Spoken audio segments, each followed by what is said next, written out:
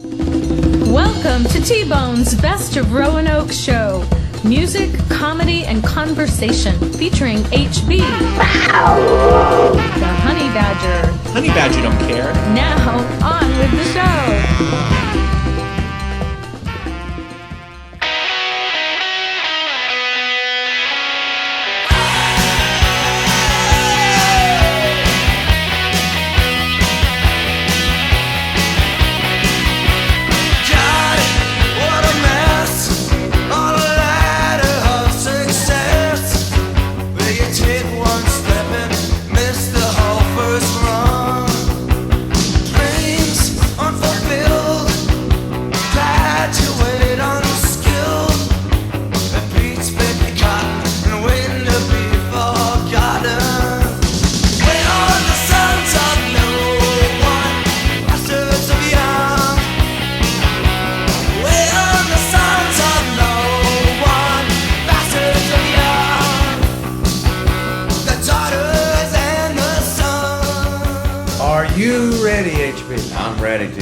Are you ready, Kyle? I'll be ready. I know it. This is Radio Free Roanoke, and this is episode number 112, T-Bone's Best of Roanoke show.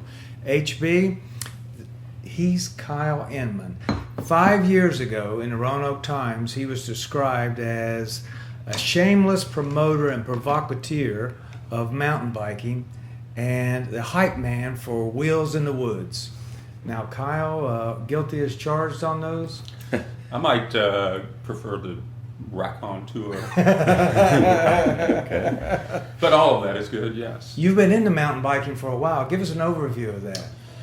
Yes, so the origin is, and it goes way back, and it's kind of, makes you feel old, and people say, yeah, there's a fossil, what do they think? I don't know, I still feel like a kid about it. My first mountain bike was 1989. I had been on bikes as a kid.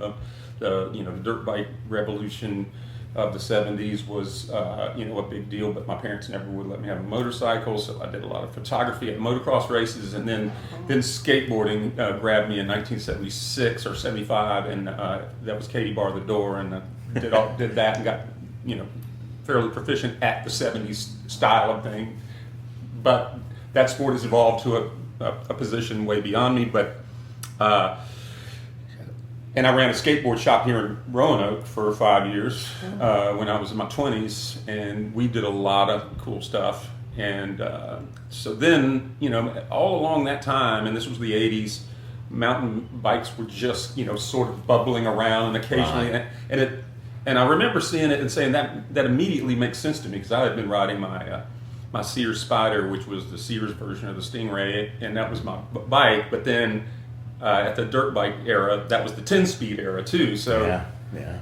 Paper Route got a 10-speed, so yeah. I was riding the 1-speed in the woods and the 10-speed on the road, and then seeing these fat tires with gears, I went, wow, that's perfect. So that's a trail bike. And when I was hanging out with my buddies on their dirt bikes, I was riding right along with them on the trails. There was a lot of trails in Chapel Hill back in those days that were just kind of mining routes, and that were on a lot of land that was not yet developed, but is totally developed now and gone. But that was a great time, and then that just sort of bubbled around, and that kind of as the skateboard shop was waning a little bit, and decisions were going to be made there. I'd gotten my first mountain bike at Cardinal Bicycle, and was riding it to work at the shop from a couple of miles over in Wasena to Crandon Court, where the shop was. Kyle, what was the name of the skateboard shop? It was Verticality Skates. Verticality. So, it was kind of a name descriptor it came up with, and then of course everything turned to streets instead of vertical. But that's okay. I mean, it all worked out. And there's still a lot of my former customers that I run into all around, and some of them are in great places, and I see them. And as I saw it, mountain biking was just skateboarding. The next edition. It was an up and comer of a deal. Like in the 70s, you couldn't get skateboards except at surf shops at the beach. And you didn't even have you might be able to mail order them from Surfer Magazine, but that was like, and Skateboarder Magazine was just an offshoot of Surfer Magazine. And it only came out every 2 months. I mean, I'd be at my mailbox like, oh man, when is this thing going to get here so I can see what's going on? But regardless of that, you know, the skateboard shop was a kind of a cool thing. Well, I'm not going to pretend, Kyle, I know what mountain biking is. I've never done it. But I'm guessing it's got fat tires. Yeah, made for dirt. Made for dirt, okay. Because my image of mountain biking is you and a couple guys will head up Poor Mountain or Mill Mountain, go up real slow, get to the top, hydrate a little bit, then coast all the way down with your hands up in the air. So what's mountain bike really like for someone who has no idea or has never done it before? What does it give you? Well, it's a constantly evolving scenario, but you know, you can kind of break it down in what we were about. What I think a lot of people were thinking about in the early days is it was exploration, it was freedom, it was going out in the woods, it was enjoying the woods as a hiker would, but being able to cover more ground. Still, you know, you're easing your way through and you can savor, and then it's also exploration. And I think that was the biggest thing. And in our area, you know, we're blessed with all this public land and the National Forest, Jefferson and George Washington. You know, 5 million acres there just across the border in West Virginia. Also attached to it is Monongahela, which is a lot of amazing stuff there. But in the days in '89, when I got my first mountain bike, you know, nobody really did that, or I couldn't find anybody. And not that, I mean, I went everywhere. You know, there was, you know, True Spoken Bike Shop, which is now Bloom, in Wasena, and you didn't ride bicycles in the woods. Well, kind of right, and then that's when the mountain biking. It was a new use of old terrain, I guess, Right. and but the terrain was unknown. I mean, people said, "Yeah, go to Carvin's Cove and ride this fire road." Well, unbeknownst to me at that time, there was a whole lot more going on there, and that's where it started. But I started going to the National Forest Office, which conveniently was here in town. The POF building that used to be downtown, and they back when they printed maps, and I had every one of the maps, and so I would, you know, being a map guy too, it was my adventure playbook, and I would look at that and say, where can I go, and what is this, and you know, it could be good, it could be bad, but you know, I guess irony of ironies is that the mountain biking here, at least, you know, you asked me, I'm off track a little bit, but I'll get back to it. Yeah. You know, what was mountain biking? Well, at the time it was super discovery and going and checking things out that we didn't know about. A few things were known. There were a few people. Paul Economy, Scott Friede were early pioneers and put on the first backcountry race. And I wanted to get next to those guys and figure out what they knew. But it's the Great Depression that we have the greatest thing to thank for our mountain bike riches, at least in the you know, the earlier stages, the pre, you know, bike trails. There was no such thing as bike trails. Right. The Civilian Conservation Corps started in 1933. CCC. Employed young single men, 18 to 25, and put them to work, and largely considered the most successful of any of the New Deal programs.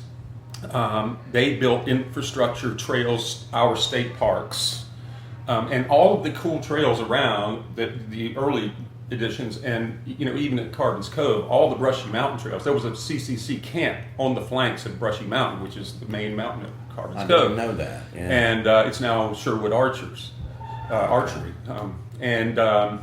They, you know, those trails, you know, what they now refer to as the uppers, are all CCC trails. And guess what? They're still amongst the best trails. No kidding. Yeah. and they're 85 years old. I'm doing my check my math, but So that was a natural highway for a person starting out on a mountain bike. well, those were the single track. Those were the trails. Right. So then the other industry that probably helped us the most is logging.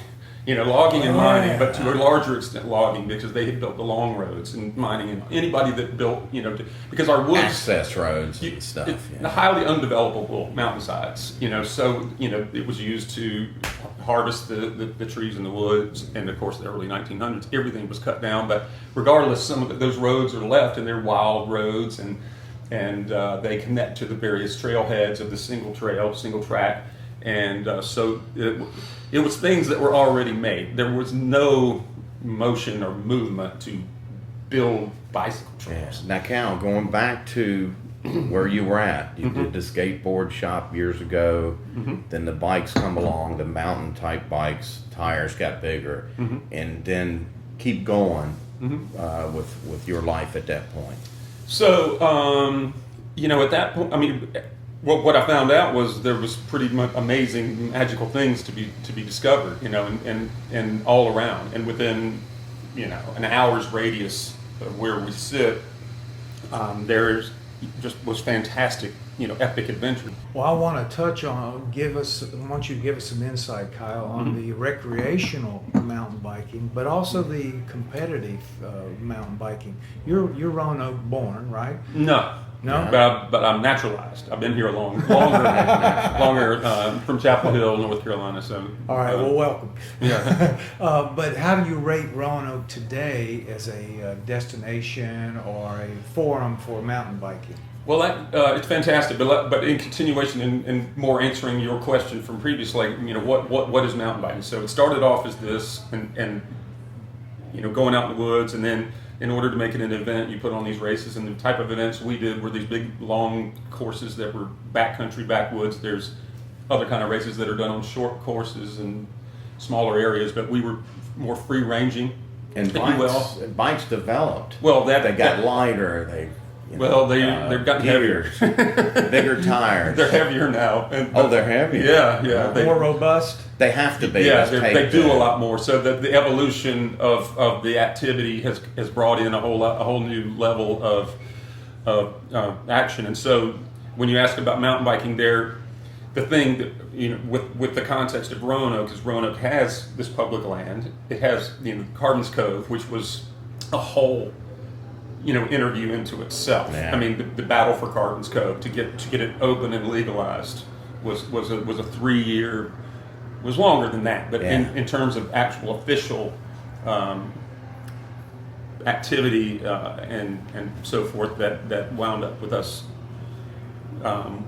ultimately successful, but still evolution happened years and years after that. And Carden's Cove is fantastic. So if we consider Roanoke, if you look at Roanoke from the top down, if you consider Roanoke, Carden's Cove, our front range. Okay. What's so easy to get to, a super park, if you will, with the park experience being a little less as you might consider it in comparison to a deep, dark backcountry adventure, although there's plenty of that to be had at Carden's Cove as well. Okay.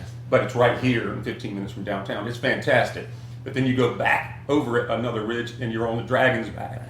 And then you go over another ridge, and you're on other stuff that, may be more, punch it through hardy, a lot of off the bike, true adventure stuff that's not necessarily flowy, swoopy, downhill oriented. Right, okay. And Potts Mountain, which we need to get over and do some refurb work on that, and get that back going, which also brings around the whole thing that, we've got to constantly maintain these trails, and that's done by privateers a lot, and thankfully now we have Blue Ridge Off-Road Cyclists, the mountain bike club, to provide a lot of assistance and backbone to that. But bikes themselves, there's what Roanoke does not have and is getting it is what a lot of municipalities, including places like Myrtle Beach, have. So they have a mountain bike park, and it's got drops and features and so forth, and we're getting that. I mean, down in Rocky Mount, Wade Park has built a whole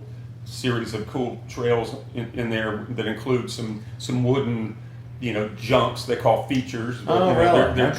drop jumps, and big dirt jumps and so on. And Morningside Park was a big project that my friend Chris Berry spearheaded and turned it in from a wasteland of homelessness and mess and all of that, and made Yeah. it into something really nice. In the second phase of that, with more jumps that just got cut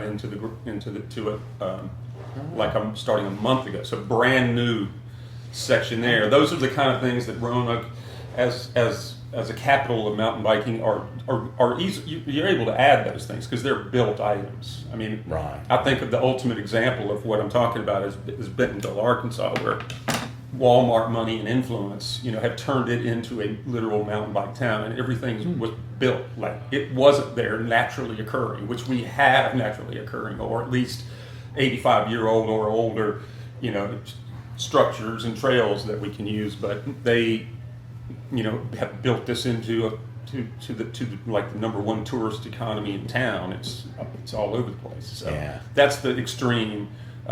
We're somewhere behind that. Other regions, kind of Tri-Cities, there's good stuff. So there's a lot more energy by people that have more wherewithal, influence, money, to get things going, and resources. So, and that's where what we're still selling, and we're still going after as hard as we can in terms of making what is already out there a reality here, in addition to the jumping off point to a lot of great adventures. But do we have races here, structured races? I think you had a creature from Carvin's Cove race going for a while. Is that still going on? Is that so? It's ironic in a way that the Cove got opened to riding as a result of a process where we asked if we proposed to hold races there, and that took 20 years for the next run at that, and that as we started in 2016 with Creature from Carvin's Cove. Okay, now we're up to here. Yeah, okay. and so and that was originally intended to be along the way we created a longer format called you have your XC or cross country, and so then we created XXC or double XC, which was essentially 2 times the cross country, and it wound up being that. So like 20 miles or roundabout was our normal race, and this was a roundabout 40 miles. And it used the entire, and it happens concurrently with the other race, and nobody was really doing it like that. Like, you start those guys earlier, they're running on the same course, but then they eject and go out and do extra stuff, and then come back in and finish. But it was never even like 2 laps of the same course, which could have gotten the mileage. Yeah. But with additional things, there might be some slight duplication, but very, very little. And we do this at Douthit State Park. We do it at Middle Mountain Mama, which has been going on since '98, and we've done it at Dragon's Back, and at Potts Mountain, which was called the Escape. Now, Carvin's Cove has like 3 different levels of riding there.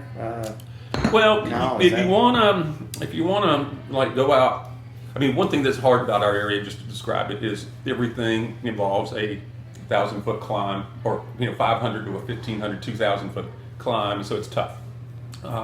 Carvin's Cove has a segment of trails that are on the flanks of Brushy Mountain and Tinker Mountain that they call the lowers. So you can still work your tail off on those things, but it just depends. And they're great trails. And then if you want to go up the mountain and over it, then when you go up and over, you're committed because you're generally parked on the backside. Let me ask you this about going up the mountain.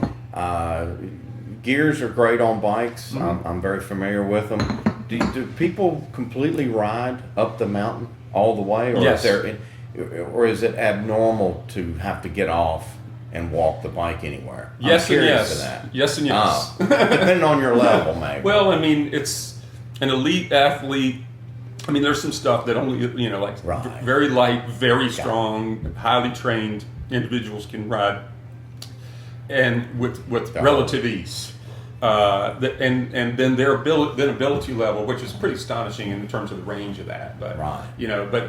But getting off the bike is, we have an old saying that if you ain't hiking, you ain't biking.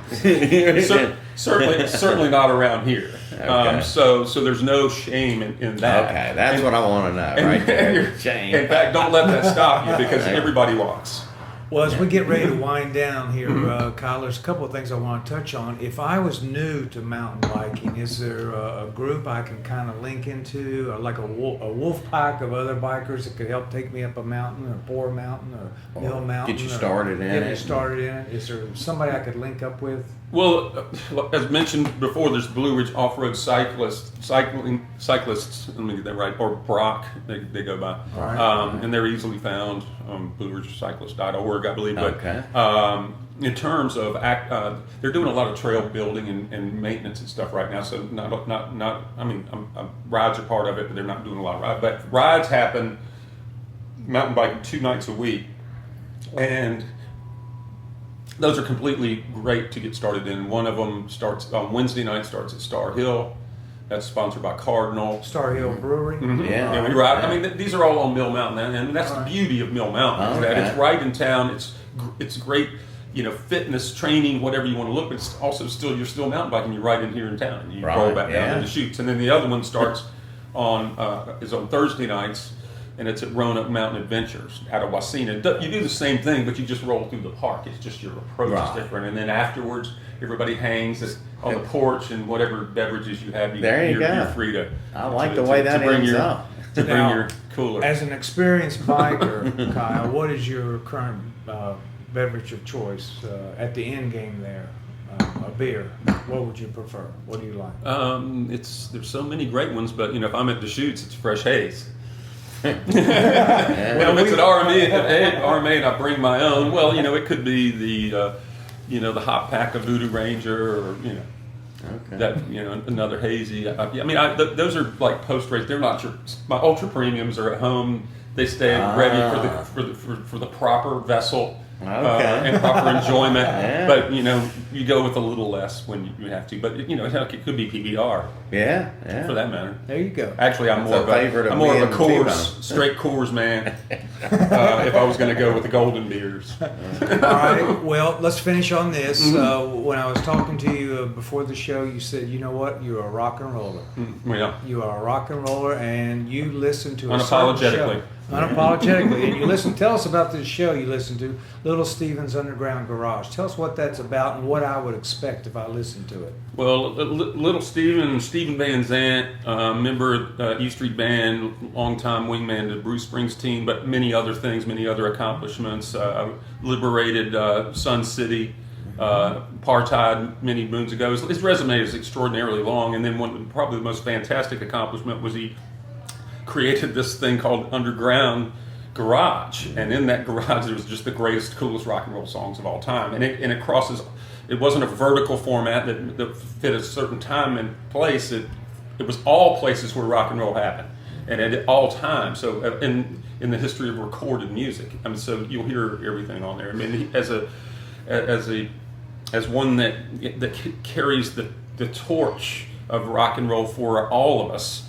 Rock and roll is kind of down right now, but if you get on, it started as a syndicated show. If you're lucky enough to find a station, that show would have a general theme, provides a lot of context, which in turn enriches and makes things of value, and sources where songs came from, and that's always the greatest.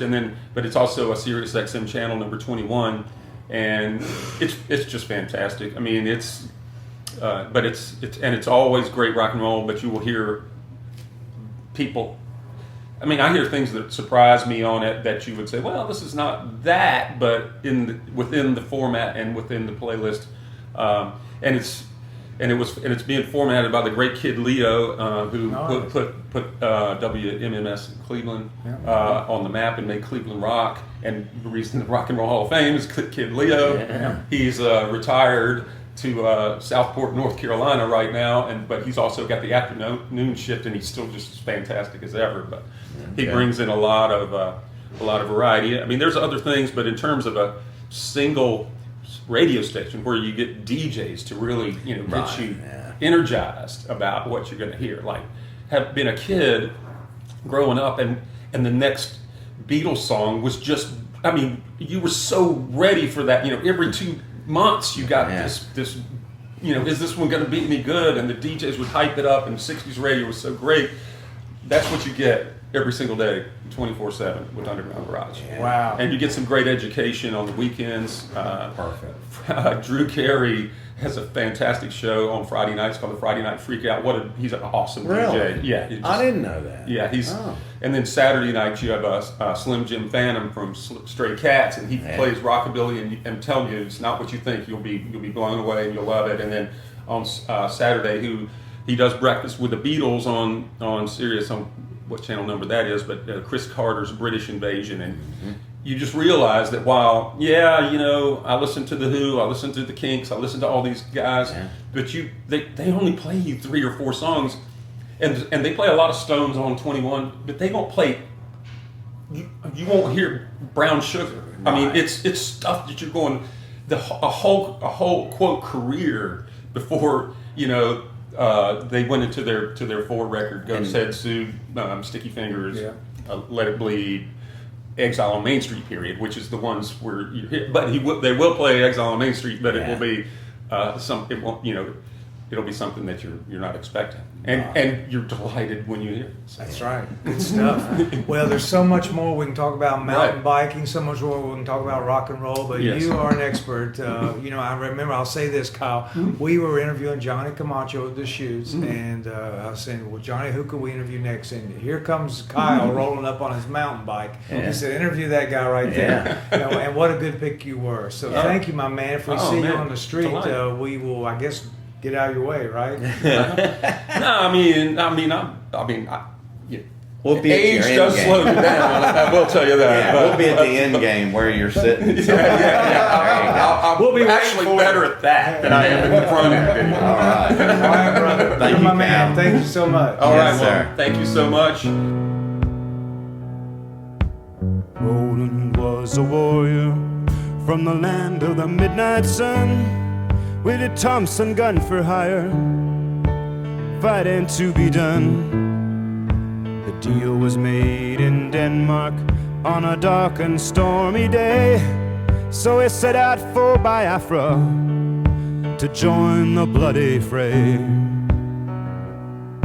Through 66 and 7, they fought the Congo War, with their fingers on their triggers, knee deep in gore. For days and nights they battled the Bantu to their knees. They killed to earn their living and to help out the Congolese. Roland the Thompson gunner, Roland the Thompson gunner. His comrades fought beside him, Van Owen and the rest. But of all the Thompson gunners, Roland was the best. So the CIA decided they wanted Roland dead. That son of a bitch Van Owen blew off Roland's head. Roland the headless Thompson gunner,